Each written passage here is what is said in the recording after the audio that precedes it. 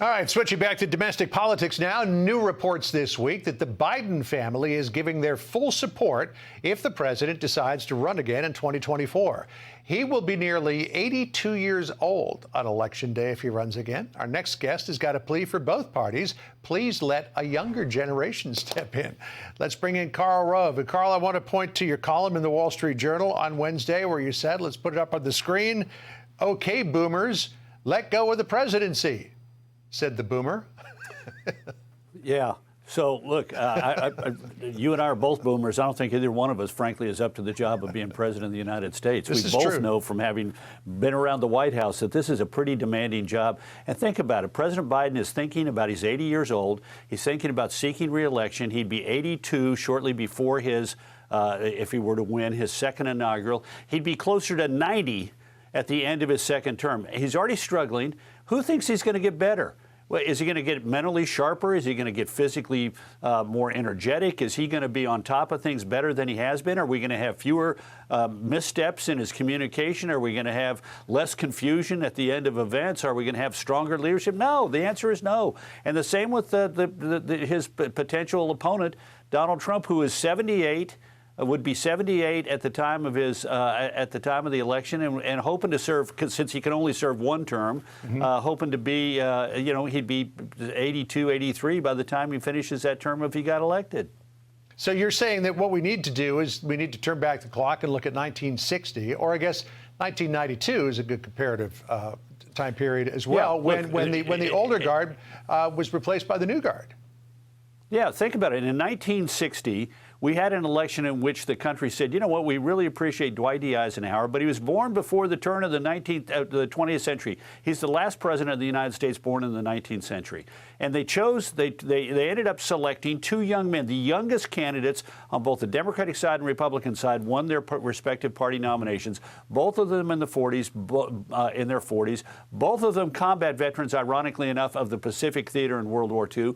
And for 32 years thereafter, we were governed by somebody from the greatest generation: John F. Kennedy, Lyndon Johnson, Richard Nixon, Gerald Ford, Jimmy Carter, Ronald Reagan. George H.W. Bush was the last of that generation. He was defeated by a boomer. In 2024, we will have been governed by a boomer president for 32 years. And the time has come to pass the mantle of leadership, in my opinion, to a younger generation to be the chief executive of the United States.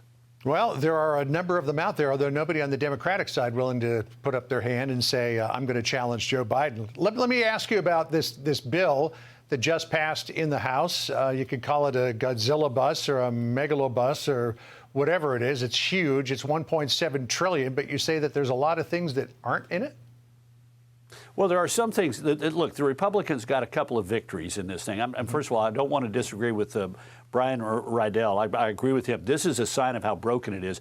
And I sure as heck don't want to get on the opposite side of Kim Strassel, my Wall Street Journal colleague. That woman can kill a moose with a single shot, dress it, and put it in her freezer for feed the family for all of the year. So I don't want to get on the wrong side of her. All with her pen.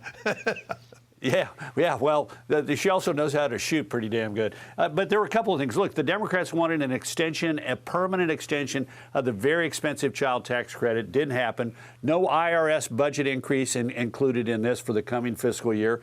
No, typically what happens on these omnibuses is that you get an equal amount of increase in defense spending and an equal amount of discretionary domestic spending or mandatory domestic spending.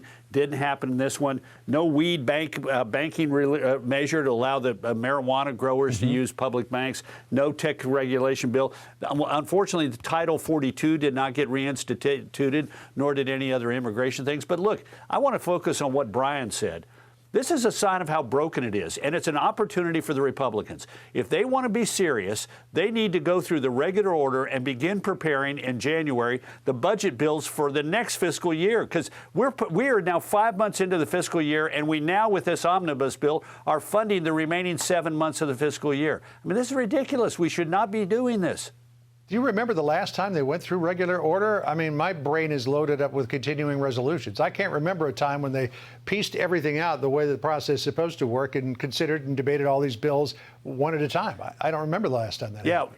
Well, in the first decade and the beginning of the second decade, we got most of the appropriations bills. There are 13 appropriations bills done before the beginning of the fiscal year. There might have been some that weren't done in some years, but this is the entire government.